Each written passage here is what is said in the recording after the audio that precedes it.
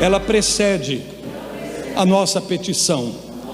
Amém? A adoração precede a petição. É sobre isso que eu quero compartilhar com vocês nessa noite. 1 Pedro capítulo 2, nós vamos ler alguns versículos da palavra do Senhor nessa noite. E o primeiro é este, na primeira carta de Pedro capítulo 2, versículo 9. Quantos estão aí? Digam amém. Amém. Aleluia. Vós, porém, sois raça eleita, sacerdócio real, nação santa, povo de propriedade exclusiva de Deus, a fim de proclamardes as virtudes daquele que vos chamou das trevas para a sua maravilhosa luz. Digam amém. Amém. Diga assim comigo: eu sou sacerdócio. Eu sou parte de um sacerdócio. Amém? E nós vamos falar sobre isso nessa noite. Cada um de nós que estamos em Cristo, além do Senhor ter nos dado vida, nos removendo do estado de morte e perdição, nos removendo do império das trevas e nos transportando para o seu reino, nos fazendo um povo santo, uma nação eleita, Ele também nos dá o privilégio de podermos ministrar o sacerdócio, oficializar o sacerdócio. E isso não é apenas para aqueles que estão nomeados como apóstolos, profetas, evangelistas, pastores e mestres, ou simplesmente aqueles que ocupam alguma posição de liderança na igreja do Senhor. Existem esses chamados, existem esses ofícios. Toda a palavra de Deus nos dá um entendimento do princípio da liderança. Porém, o que o Senhor está dizendo é que toda pessoa que nasceu de novo, toda pessoa que creu em Jesus Cristo, se tornou parte desse sacerdócio santo, desse sacerdócio de Deus. Diga assim comigo: eu sou parte de um sacerdócio. Então você pode dizer com toda segurança: eu sou um sacerdote para Deus. Amém? Diga isso comigo: eu sou um sacerdote. Não tenha medo não, diga: eu sou um sacerdote. E para confirmar isso, abra por favor mais uma vez a sua Bíblia em Apocalipse, o último livro da Bíblia, no capítulo de número 1, versículo de número 5 e 6. Aleluia. Apocalipse capítulo 1, versículos 5 e 6, a palavra de Deus declara: e da parte de Jesus Cristo, a fiel testemunha, o primogênito dos mortos e o soberano dos reis da terra, aquele que nos ama e pelo seu sangue nos libertou dos nossos pecados. Diga assim comigo: através do sangue de Jesus, eu sou liberto dos meus pecados. Você está livre em Cristo. Amém? De todo o pecado da sua vida. Ele nos libertou dos nossos pecados. O pecado não tem mais domínio sobre nós. O pecado não tem mais poder sobre nós. Não porque sejamos habilidosos e capazes de vencer o pecado, mas porque o seu sangue nos libertou do poder do pecado. É isso que a palavra está declarando. E se parasse aí já seria o suficiente, amém? Mas como Deus é lindo, é maravilhoso e faz infinitamente mais do que tudo que pedimos ou pensamos, a Bíblia continua dizendo: e nos constituiu reino. Aleluia. E nos constituiu reino. Diga comigo: eu sou reino. Amém? Eu sou reino. Lembra que Jesus falou: o reino de Deus está em você. Todo aquele que recebe a palavra do reino, recebe o reino dentro de si. Por isso agora nós somos o reino de Deus, somos parte do reino de Deus. E porque estamos nesse reino, a palavra diz que também nos fez sacerdotes para Deus e Pai. Olha que coisa linda, meu irmão, você e você, minha irmã, cada um de nós aqui em Cristo fomos feitos por meio do sangue um sacerdote para Deus. Um sacerdote para Deus. Diga mais uma vez: eu sou um sacerdote de Deus. Sacerdotisas, amém? Aleluia. Nos dias do Antigo Testamento a mulher não podia ministrar o sacerdócio, mas agora em Cristo não há homem e nem mulher, amém? Somos um só povo eleito, nação santa, uma raça nova, que tem o DNA espiritual de Deus, para oferecermos ao Senhor sacrifícios espirituais, amém? Então Ele foi, com o seu sangue, nos comprou da condição em que nós estávamos, nos libertou do poder do império das trevas, nos libertou do poder do pecado, nos libertou do poder do diabo, e agora nos constituiu como reino para Deus, o nosso Pai, e também sacerdotes do Senhor, aleluia. Por isso a Ele a glória e o domínio pelos séculos dos séculos. E toda a igreja do Senhor diga amém, amém, aleluia. Porque nós nascemos de novo através de Cristo Jesus, nos foi dado o direito, pelo sangue do Cordeiro, sermos sacerdotes para o nosso Deus.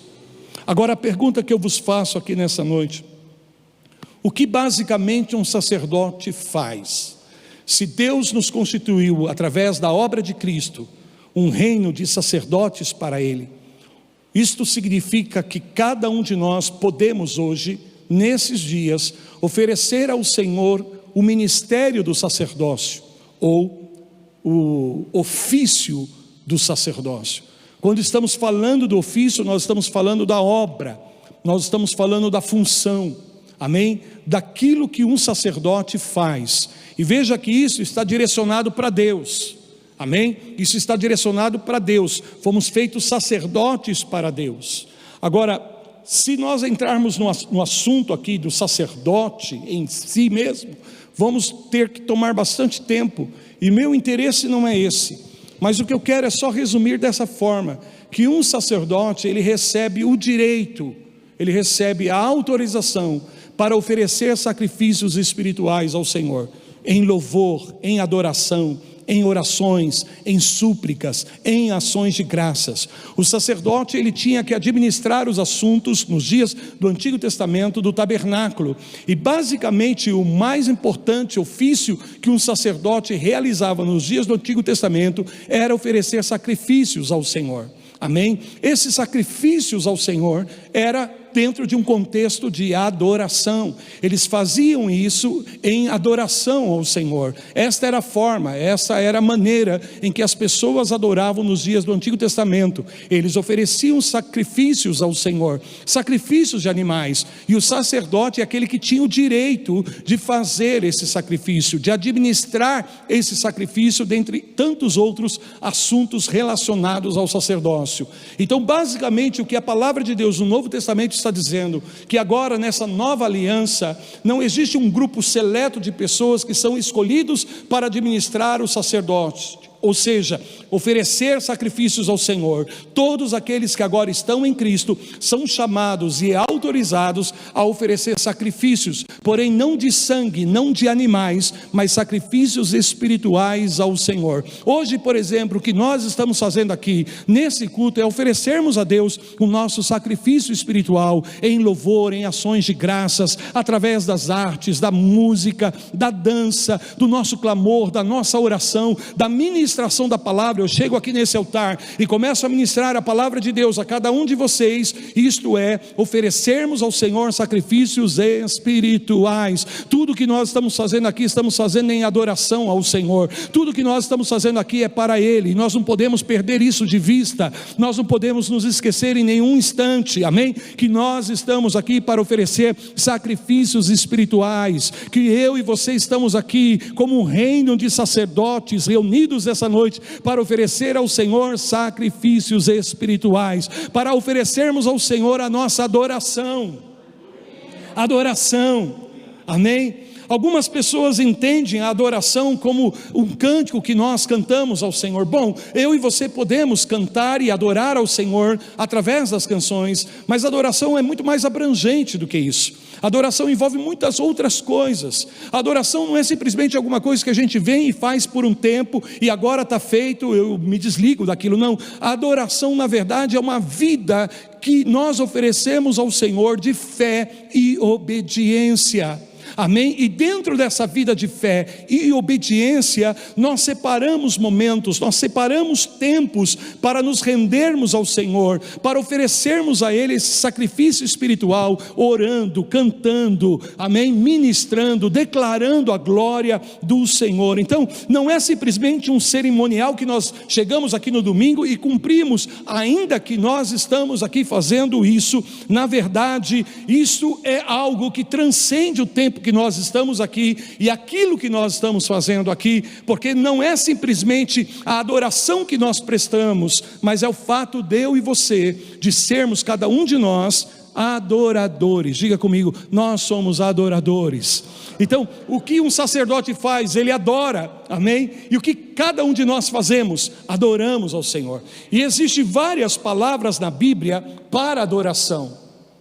Existem muitas palavras e alguns significados para adoração, e eu quero destacar duas palavras. Mas antes disso, nós estamos aqui no objetivo, no propósito de termos sempre na última sexta-feira do mês, no culto de sexta-feira, nós estamos estendendo um pouquinho mais o tempo para termos aquilo que nós estamos chamando de harpas e taças, encontro de harpas e taças. Então eu vou ler dois textos da palavra de Deus e eu peço para você me acompanhar aqui, amém? Então fala assim comigo: oferecer ao Senhor sacrifícios espirituais.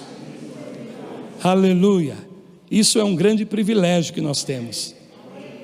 Pensa nisso, queridos, a liberdade que eu e você temos de ministrar ao Rei dos Reis, ao Senhor dos Senhores.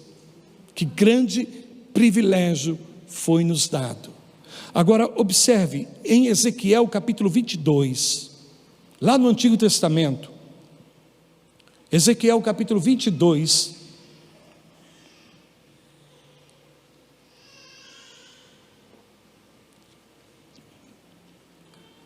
esse é um versículo bastante conhecido.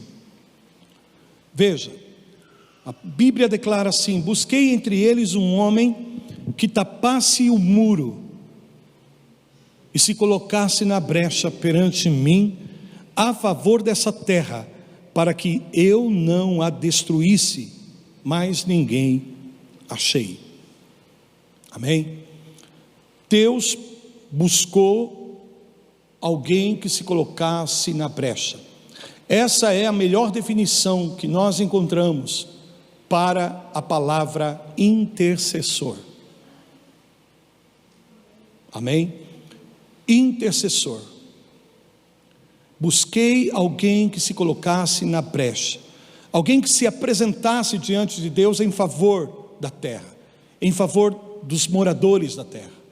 E infelizmente a Bíblia diz aqui que o Senhor não encontrou ninguém, amém? Mas Ele estava buscando alguém. Agora, em João 4:23, no Evangelho de João 4:23, você vê mais uma vez aqui Deus procurando, Deus buscando, amém? É um versículo muito conhecido, versículo 23, que declara assim: mas vem a hora, e já chegou, em que os verdadeiros adoradores adorarão o Pai em espírito e em verdade, porque são estes que o Pai procura para seus adoradores. Então observa que Deus busca aqui, nesses dois textos que nós lemos, duas coisas: intercessores e adoradores. Veja, Ele não busca em si a intercessão e nem a adoração em si, mas Ele busca intercessores e busca também adoradores. Ele procura intercessores e Ele procura adoradores. Jesus está falando neste momento que o Pai está à procura dessas pessoas, que o adorem. E o próprio Deus, através do profeta Ezequiel, declara: eu busco alguém que se coloque na brecha. Então você observa que havia um símbolo muito grande no sacerdócio, todo um simbolismo. Nós já estudamos isso no nosso Instituto Teológico e aprendemos tantas coisas preciosas da palavra de Deus através dessa simbologia utilizada nos dias do Antigo Testamento, principalmente no que concerne ao tabernáculo, ao sacerdote e ao sacerdócio. Mas eu quero destacar uma das coisas que me chamam a atenção e tem a ver justamente com esses dois textos, porque a palavra de Deus diz que o sacerdote, ele tinha uma vestimenta especial para poder oferecer ao Senhor os sacrifícios. Ele não podia entrar no tabernáculo diante de Deus sem estar devidamente vestido com os trajes que haviam sido separados, designados para este propósito. E entre tantas peças que o sacerdote usava, existia uma peça chamada estola sacerdotal, que na verdade ele trazia sobre si, e nessa estola sacerdotal tinha um peitoral do juízo, onde a Bíblia fala que nesse peitoral existiam 12 pedras, e em cada uma dessas pedras, pedras preciosas, uma diferente da outra, porém cada uma dessas peças trazia um nome de uma das 12 tribos. Então o sacerdote trazia na sua estola sacerdotal essa habilidade, essa autorização e esse privilégio de representar todo o povo diante de Deus, e ele fazia isso através do peitoral do juízo. Então quando ele entrava na presença de Deus, ele estava representando a sua família, ele estava representando a sua cidade, ele estava representando a sua nação, e ele se colocava diante do Senhor em favor. Então quando ele oferecia esses sacrifícios, ele não só oferecia por ele mesmo, mas ele também oferecia por todo o povo, amém? Então observe que era algo pessoal, mas também ao mesmo tempo administrava isso de uma forma que pudesse abençoar toda uma nação. Então toda a nação estava pendente dessa ação do sacerdote, amém? E para que de fato isso fosse agradável e aceitável diante do Senhor, ele tinha que cumprir todo o ritual, todo o requisito, ele tinha que ter todas as coisas no seu devido lugar, como a palavra mandava, para que de fato aquilo fosse aceito diante do Senhor. Nós não precisamos nos revestir de uma estola sacerdotal, nós não precisamos de um animal, porque na verdade o nosso sacerdócio é um sacerdócio superior, que foi nos dado por meio da autoridade do sangue do Cordeiro que foi derramado naquela cruz, amém? Por isso o sacrifício já foi estabelecido, e nós agora só temos que oferecer sacrifícios espirituais. Mas uma coisa que é muito importante, é que nessa estola sacerdotal, para buscar a Deus, ele tinha que fazer uso dessa estola sacerdotal, e na estola sacerdotal nós vamos entender que se mesclam justamente essas duas funções, e elas estão aí intercambiadas, a intercessão e a adoração, ao mesmo tempo a adoração e a intercessão. Então cada sacerdote trazia nas suas vestes essas duas ações, esses dois ofícios, essas duas dimensões, a intercessão e a adoração e a intercessão, e elas se mesclavam nessa estola sacerdotal. Hoje na minha vida e na sua vida, por causa desse sacerdócio que foi nos dado, Deus encontra em mim, em você, um coração adorador que também pode interceder, e um coração intercessor que também pode adorar. Então nós hoje temos o privilégio de mesclar, porque Deus encontrou em nós o coração adorador, mas também um coração intercessor. Quando nós estamos aqui, não estamos aqui só por nós, mas nós estamos aqui pela nossa nação, nós estamos aqui pela nossa família, nós estamos aqui pela nossa cidade. Então enquanto nós estamos adorando, nós também estamos intercedendo, nós estamos pedindo: Senhor, venha o teu reino no meu bairro, venha o teu reino na minha rua, venha o teu reino na minha casa, no coração dos meus filhos, no coração do meu esposo, no coração da minha esposa. Venha, Senhor, sobre os governantes da nossa cidade, venha, Senhor, sobre os governantes da nossa nação. Venha o teu reino e seja feita a tua boa, perfeita e agradável vontade. Irmãos, nós precisamos ter a revelação de que quando nós estamos reunidos aqui, nós estamos oferecendo sacrifícios espirituais, e tudo aquilo que nós fazemos aqui é cheio de significado, é cheio de importância. Como eu disse, transcende o nosso momento e lugar. Vai e toca a tua casa, vai e toca a tua família, vai e agora toca hospitais, vai e toca agora lugares de influência da nossa sociedade, porque somos sacerdotes. E o que estamos fazendo? Representando a nossa família, a nossa geração, para o nosso Deus. E fazemos isso em espírito de louvor, em espírito de adoração. Bendito seja o nome do Senhor. Por isso a grande pergunta é: o que é a adoração autêntica? Quando nós falamos da adoração, como disse agora há pouco, basicamente é o ato de nós rendermos todas as coisas ao Senhor, de entregarmos a nossa vida, o nosso coração, todo o nosso ser, espírito, alma e corpo. Nós estamos falando nesse mês, dentro do foco de 28 dias de oração, a respeito da integridade, de sermos íntegros novamente, ou seja, inteiros no nosso espírito, na nossa alma e nosso corpo. Então, quando nós estamos de fato adorando, o que nós fazemos é isso, é render o nosso espírito, é render a nossa alma, é render o nosso corpo, todo o nosso ser, nossa mente, o nosso coração ao Senhor, ao Senhor, ao Senhor. Existe, irmãos, algumas palavras, como eu disse a vocês, na Bíblia, mas antes de entrarmos aí, a primeira vez que nas Escrituras nós ouvimos a palavra, ou lemos a palavra adoração, se relaciona à vida de Abraão, e mais especificamente no momento em que ele vai sacrificar o seu filho Isaque em fé e obediência a Deus.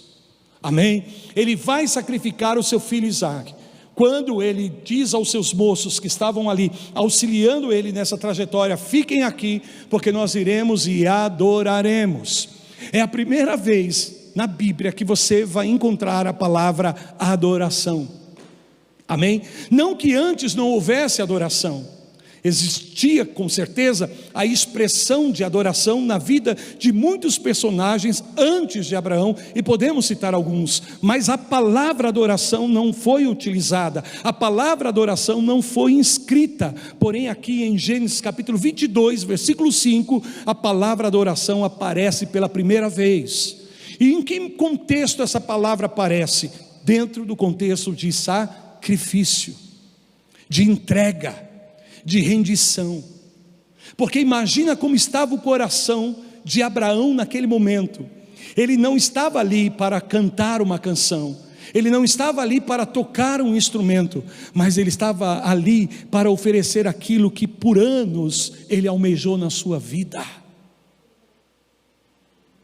Ele estava ali para oferecer aquilo que na verdade era fruto da própria promessa de Deus à sua vida. Me acompanhem, por favor. Que culto é esse? Que culto que ele vai oferecer ao Senhor? Não tem nada a ver com canção naquele momento, não tem nada a ver com dança, não tem nada a ver com instrumento, ainda que há momentos em que nós vamos fazer isso, uso destas coisas para adorarmos ao Senhor, e não há mal nenhum, mas nós temos que entender que a adoração na verdade é isso. A verdadeira adoração é um ato de entrega, de rendição de todo o nosso coração. Seu coração estava dilacerado, o seu coração estava em frangalhos naquele momento. Imagine a luta interior que Abraão estava travando com as suas emoções, nos seus sentimentos, por causa da sua fé em Deus e da sua disposição de obedecer a palavra do Senhor, mesmo não entendendo a razão disso, mesmo não entendendo o porquê disso. Mas ele vem a este lugar, e ele vem disposto a oferecer esse sacrifício ao Senhor. Mas ele tem um nível de fé, ele tem um nível de confiança ali, de que Deus vai intervir, de que Deus vai restituir, de que Deus vai fazer alguma coisa, porque na verdade é isso. Não há quem se renda, não há quem se entregue, não há quem coloque diante de Deus, sabe, aquilo que estava no seu coração e diz: Senhor, eu ofereço a Ti como um sacrifício de louvor, porque o Senhor vem primeiro, o Senhor é maior, o Senhor é o mais importante. Então quando você toma essa atitude, quando você tem essa disposição no teu coração, é certo que os céus se abrem sobre a vida do adorador, e é este tipo de adorador que o Pai está procurando, pessoas que sabem abrir os céus sobre lugares, sobre situações, sobre ambientes, por causa da sua rendição, da sua entrega, da sua devoção. Irmãos, não é hora de murmurar, não é hora de reclamar. Não é hora de nós ficarmos batendo em cima daquilo que de fato está nos incomodando. É a hora de nós nos rendermos, igreja do Senhor Jesus. É a hora de nós nos rendermos, sacerdócio santo do Senhor. É tempo de nós ocuparmos o nosso lugar devido à nossa posição. Essa é a ação que Deus esperava.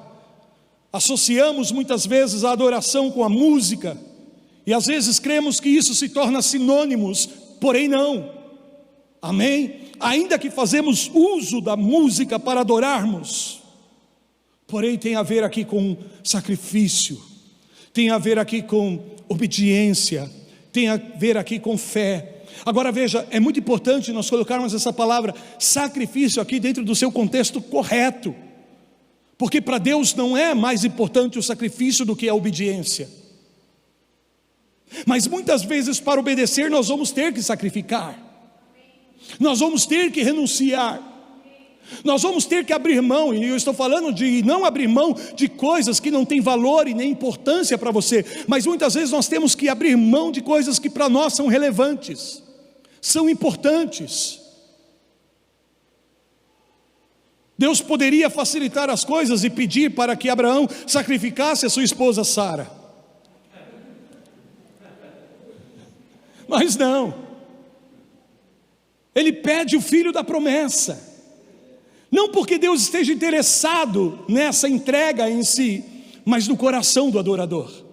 Por isso ele não está buscando o ato da adoração, mas ele está buscando o coração do adorador. Alguém pode me dizer amém? Ele não está buscando simplesmente a ação da adoração, mas ele está buscando o coração do adorador, daquele que se rende, daquele que se entrega, daquele que é capaz de dizer: não, Senhor, tu vens primeiro. E não é fácil, não foi fácil para Abraão. Imagine quando o seu filho pergunta a ele naquele momento: pai, eu estou vendo o fogo, eu estou vendo o cutelo. E isso era tudo muito comum ao momento de sacrifício. Porém o que causava estranheza na vida de Isaac nesse momento era o fato de não ter ali nenhum animal, nenhum cordeiro para o sacrifício. E por isso, diante dessa estranheza, ele pergunta ao seu pai: pai, eu vejo o cutelo, eu vejo a lenha, eu vejo o fogo, eu vejo todos os acessórios, mas não vejo aquilo que é o principal para que o sacrifício de fato seja consumado. E agora, qual foi a resposta de Abraão? Você e eu sabemos. Mas vamos parar e vamos fazer um pouquinho na nossa mente fértil, um instantâneo deste momento, como estava o coração de Abraão. Tenta se colocar no lugar dele, tenta se colocar na posição dele. O que ele vai responder ao seu filho? Ele vai dizer ao seu filho: não tem nada a ver. Ele vai mentir, ele vai divagar, ele vai fazer um silêncio. Mas veja que diante desse momento, dessa pergunta tão difícil, que evoca as emoções mais profundas do coração de Abraão, ele é capaz de liberar uma palavra tremenda dizendo: ele não mente, ele não divaga, ele responde o seu filho, e ele responde com uma confiança absoluta: Deus proverá para si o cordeiro. Ele poderia ter respondido ao seu filho: olha, meu filho, nós estamos aqui porque eu ouvi a voz de Deus, e na voz de Deus ele me disse para entregar você em sacrifício. Você é o cordeiro do sacrifício. Ele estaria falando a verdade, amém? Então ele não mente, ele não engana, aleluia. Mas ele faz uma declaração. Tem vezes, tem momentos, tem hora que você não precisa falar, você precisa declarar o que você quer que venha à existência, aquilo que de fato almeja o teu coração, ainda que você tenha que passar por isso. Mas eu creio que depois Deus vai fazer algo, Deus vai abrir uma porta, Deus vai trazer uma solução, Deus vai trazer uma provisão, porque é isso que a adoração faz, irmãos. E é por isso que Deus está buscando adoradores, porque quando de fato não há adoração, mas quando o adorador se coloca e se conecta conecta como um sacerdote diante dos céus, aleluias, um portal invisível, um portal eterno e glorioso se abre no mundo espiritual, no mundo visível, e há uma conexão direta entre os céus e a terra. Não é o lugar, mas é o coração, e é no coração que essa conexão é feita. E o que um sacerdote faz é administrar os assuntos celestiais desde aqui da terra, é promover desde os céus os recursos que de lá vêm para serem estabelecidos aqui na terra. Deus